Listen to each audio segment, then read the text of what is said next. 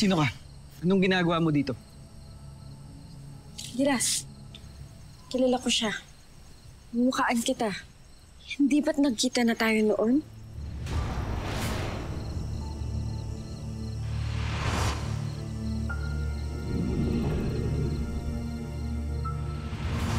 Namumukhaan din kita. Oo, nakita na tayo noon. Sa kagubatan din. Nakakatuwa ang ating pagtatagpo. Ngunit anong ginagawa niyo dito? Bakit kayo nasa lupain ng Lireo? Pagkat sa Lireo, sa palasyo na kami nakatira ng aking kaibigan at kapatid. Sa mga diwata? Talaga? Kinupkup kayo ng mga diwata? Dahil si Luna ang isa sa mga bagong sasanayin, bilang isa sa mga bago rong tagapangalaga. At kung ano man ibig sabihin nun. Isa ka sa bagong tagapangalaga.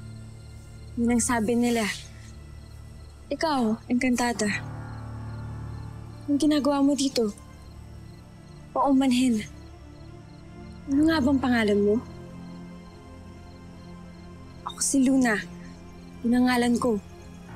Siya naman si Gilas. Ikaw, Encantada. Sino ka? Hindi na mahalaga kung sino ako. Ngunit nais ko kayong payuhan.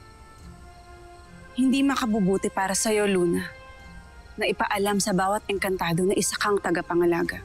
Pagkat maraming galit sa mga diwata. Madadamay ka lang. Masasaktan.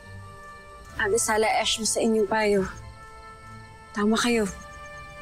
Hindi na mauulit to.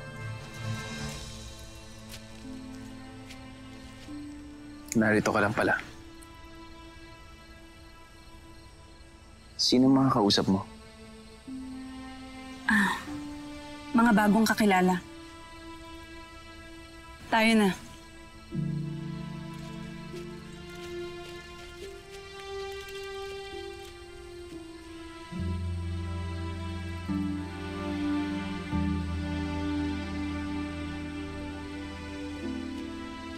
Nakakatuwa. Lagi ko siya nakakatagpo. Sino kaya ang engkantadang